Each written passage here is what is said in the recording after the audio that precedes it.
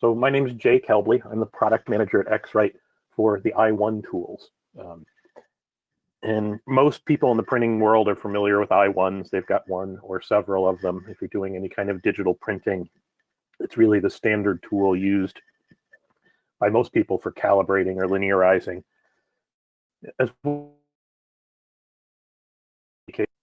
So for the i1s, just a little brief history.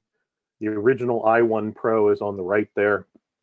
And then the i1 Pro 2, which is now being replaced by the i1 Pro 3, which is the latest and greatest version. With the i1 Pro 3 family, we did something different. We made a direct replacement for the i1 Pro 2, which has a 4.5mm aperture, or what we call our standard aperture. But we've also come out with an i1 Pro 3 Plus. The Plus is a large aperture device. It measures an 8mm spot size. And it's really targeted for all these new materials and substrates that people are using in digital printing. One of the other advantages or different changes is we enable polarization or M3 measurement with the i1 Pro 3 Plus, or the large aperture version. Both models can be automated with an I/O. So our third generation of I/O unit, i1 I/O, is the i1 I/O 3. It's modified or designed specifically for the i1 Pro 3 and Pro 3 Plus units. It's not compatible with i1 Pro 2s though. So if you have a current I/O device and you get an i1 Pro 3, you're going to need an I/O 3 to work with the i1 Pro 3 and Pro 3 Plus. Just wanted to compare some of the key features. Again, measurement aperture is the big difference between the standard aperture and the Plus version. With that, the aperture size dictates the minimum patch size that you can use. There is some improvement in patch size from i1 Pro 2 to i1 Pro 3, so you can go down to 6mm patches, which means you can get more patches per chart and potentially fewer charts and less material used. These devices are also used for display calibration and display measurement. One big difference between the Pro 2 and the Pro 3 is the top luminance that you can measure. We moved it up from 1,200 nits or candela per square meter to 5,000 nits. So that's important for people who are doing LFDs or large format displays, like you'd see at a McDonald's drive-through, because those can be up to 5,000, 7,000 nits in some cases. We doubled the sampling rate. So the i1 Pro 2 would measure 200 hertz or 200 samples per second. The i1 Pro 3 architecture allows it to read 400 hertz in scan mode. That means you're getting twice as many samples over time, which means you're going to get a better averaged measurement. Scan length's the same, except for the i1 Pro 3 Plus. With its larger patches, since you're probably using larger samples, we essentially doubled the maximum scan length. We changed from a tungsten light source to an LED light source. That makes the devices much more reliable. It also enables single pass scanning, which I'll talk about in a little bit. The LEDs that are in the i1 Pro 3 aren't just a single LED, it's an LED cocktail. A bunch of different LEDs used to give a full optimized spectrum of light. Ring illumination, single pass scanning. I talked about that a little bit. With the i1 Pro 2, if you ever did scanning where you needed UV measurement, you'd have to do one pass for visible and one pass for UV. So 2 passes. With the i1 Pro 3s, it gets everything M0, M1, M2 all in one pass. Easy clean filter is a big deal. If you use an i1 Pro 2, it's a bit of a challenge to clean that device. The i1 Pro 3, you just twist off the snout or the tubus. You can pop the filter right out, clean it, which is awesome. We also have a polarization option that ships with the Plus. Again, you just pop off the filter and put on the M3 or the polarization filter. And then we've enabled transmission profiling, which is really what I want to talk about today on the i1 Pro 3 Plus. So again, the Plus was designed for a bunch of different materials. Because of the large aperture, things with uneven surfaces or weaves or textures like printed ceramics or corrugated, a lot of the materials used in signage, etc. But there's a ton of people printing on text backlit applications. Not a lot of people profile historically for backlit or transmission, really because the tools weren't available, or they're very, very expensive. So many people didn't profile at all, or they would just use canned profiles for transmission. Again, automation's a big thing with the i1s. You could buy your i1 and hand scan on it or spot measure, but if you want to automate it, again, the i1 I/O is a great way to do it. You just pop your i1 device into the cradle of the I/O, and it uses what they call a SCARA arm or robot arm to automatically move across the patches and measure them. With the IO3, a couple new things. The IO3 ships with 2 different glider rings, one for the standard aperture, small aperture, and one for the large aperture. So depending on which device you're using, you pop in the glider ring appropriate for it. The glider ring is really important. It minimizes the friction on as the device is moved around the sample, and those wear out over time, so you can always get more from us if you need them. The IO3 and any of the IO devices can measure samples up to 10 millimeters thick, which is pretty thick, but that's about the thickness of a carpet tile if you're measuring something like that. If you need to measure something thicker, we just launched an IO Z-axis spacer. This will give you another 23 millimeters. So if you need to measure something thicker like cardboard, or you want to put a big thick light box on your IO, you can use one of these spacers to get up to 33 millimeters. You can stack the spacers and add 2 spacers if you want. That would give you 56 millimeters of clearance if you need it, if you need to measure guitars or something like that, which people have. So just keep that in mind. The spacers work with any IO version, whether it's a Gen 1, a Gen 2, or the new IO3. With our devices, we ship a piece of software called i1 Profiler. We launched version 3 of i1 Profiler last fall. It was the first version where we had transmission profiling. It would allow you to hand scan for transmission applications. A few weeks ago, we just launched our version 3.3 of i1 Profiler. This includes the ability to do automated transmission profiling with the i1 Pro 3 Plus and the IO table. So you can automate it, which is super duper. So let me get a little bit into transmissive profiling. Most of the people that I've worked with who are doing transmission profiling today aren't doing it actually backlit. They'll profile their printed samples in reflective mode and get an okay profile. And that's because most of the workflows that are out there don't support transmissive profiling. So they'll measure it reflective, build a profile reflective, and they'll get usually a better result than no profile at all.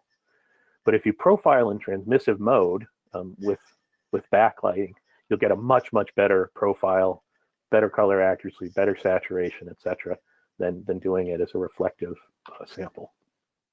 So in this case, this sample was profiled in reflective mode, and this is what it looks like reflective. If you turn the light box on with that reflective profiled piece, you get an okay result, but it looks washed out. The contrast is off, and the saturation's obviously off. If you profile in transmissive mode and you look at it in reflective, you're going to see a dark sample like this one.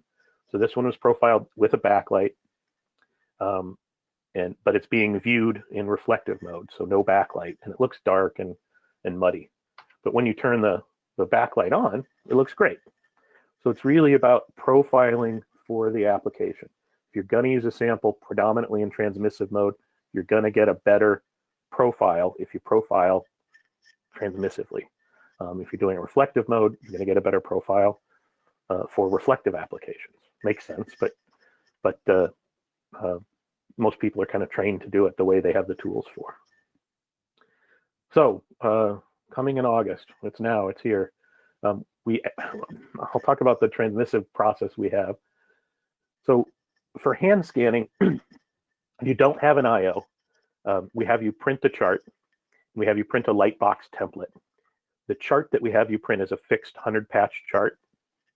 So you don't get to choose the number of spots on it in the hand scanning mode. We have you measure your light box. And that gives us the spectra of the light box. We also have you measure for non-uniformity. So you'd scan across the light box with no chart on it. Then you measure the first chart, set your profile settings. I1 Profiler creates a second chart iterated based on the first 100 measurements, another 100 patch chart. You scan that chart, pick your final viewing light box, which I'll talk about in a second, and then save off the profile. One of the coolest things about I1 Profiler and doing transmissive is you don't have to have the final light box that you're going to display on. So you have a light box you're measuring on, but let's say your display light box is a sign on the Vegas Strip or a bus stop backlit piece. You can measure those or measure something similar and store those as different viewing light boxes and apply those in the ICC profile whenever you want. So you use your own light box in your shop, but you have, if you know a selection of light boxes that you're going to display on, and you just select those in the profile generation, and away you go, which is pretty cool. So you can build up a library of different display light boxes and use those when you build your profiles. Very powerful. This is what it looks like. So for you set up your light box, there's a template that we print out in I1 Profiler. Where's my mouse? That we have you add to the light box, and that allows us to measure the light box without the chart or with the chart to measure non-uniformity. So we can actually divide out any non-uniformity or any unevenness in the light box. If you're using a light box that's very uneven, this corrects for that. This particular light box is a $30 LED light box I bought off of Amazon, and it's relatively even compared to my very expensive light boxes. But it's so convenient and cheap that it's the one I would or similar one most people to use for this application.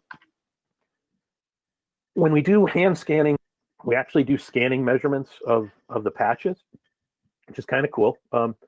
As the device is scanning across and measuring a patch, when it bumps into the edge of the patch, it takes a measurement and another measurement, again at 400 measurements per second, and then averages all those together. We call that our virtual aperture technology. And this gives you a very homogeneous and accurate measurement of the patch. So if there's dust or some unevenness from the ink, it'll generally average that out. And then it basically throws measurements overboard where these black circles are until it comes to the next patch with our automatic patch detection, and then measures and measures and measures and averages again and again and again. But part of the big value of scanning, particularly on reflective materials, is we get this virtual aperture or this averaging of measurements. All of the measurements, though, in reflective mode and in scanning mode are set for the same exposure time, because in order to get measurements like multiple measurements average like this, we have to use a fixed integration time or a fixed exposure time, which limits a little bit the quality of emissive or transmissive measurements. So when we do spot measurements, we can actually change the integration time or the exposure time for each spot. And this allows us to reach saturation on the patches, which is an advantage over scanning. It'll give you generally a much more accurate measurement in emissive mode than you would get in the scan mode with a fixed integration time. Oh, fixed a spelling error there. Very good.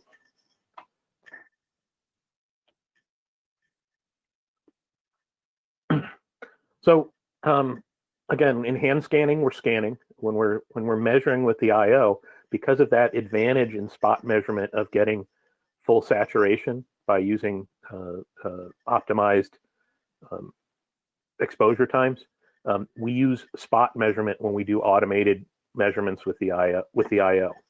So in hand scanning, we do it with scanning. The IO, we're using spot measurements.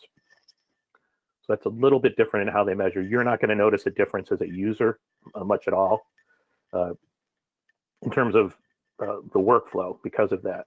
But you will see generally better profiles from the automated transmissive measurement with the IO than with the hand scanning measurements because of that.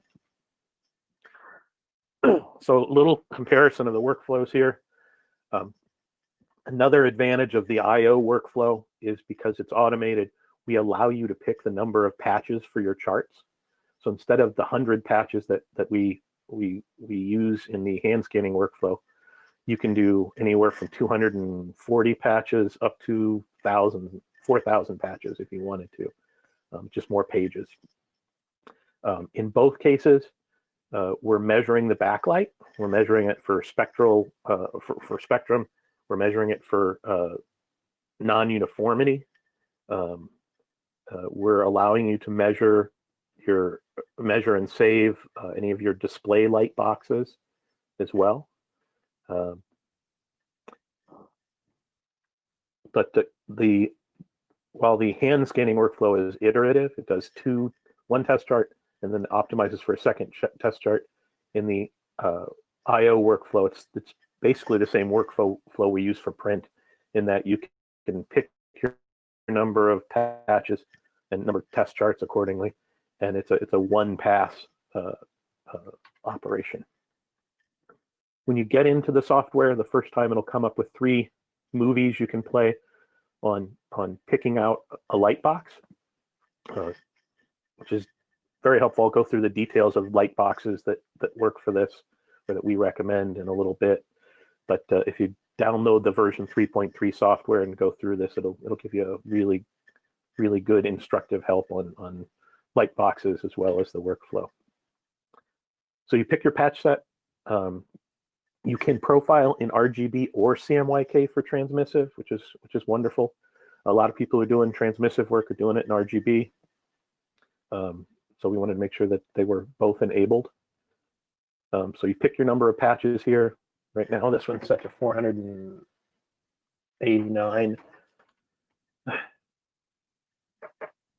We have you measure the back of your. Well, we have you measure the substrate of your that you're printing on the front. We also have you measure the back of the substrate.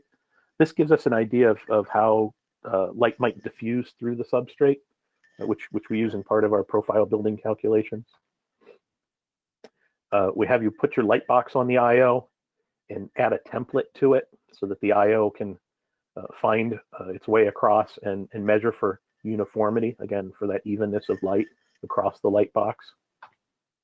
Then we have you add your target to the template and scan, scan, scan. Away you go. And again, it's not actually scanning with an IO. It looks like it is, but it's doing spot measurements to get to fully saturated measurements on each spot, which are more accurate. We measure the light box again. There's an option in here to measure and adjust for ambient light as well.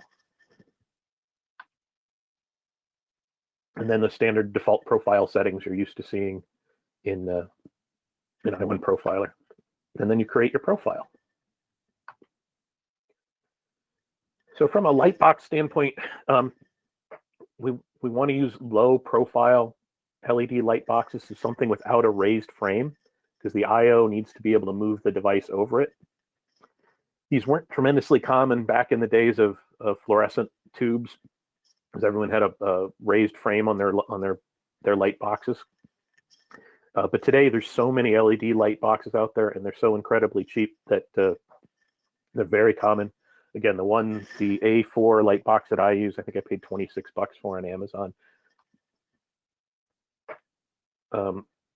If you have a thicker light box, you may want to go with an IO spacer, a Z-axis spacer. But again, the LED light boxes, the thin ones that are out there, are somewhere in the range of 4 to 6 millimeters thick. So no need for a spacer with those. You can get larger light boxes if you want them. A4 is perfect for an IO, but if you're also doing hand scanning, you may want to get an A3 or an A2 light box, which is much bigger than the measuring space on the IO.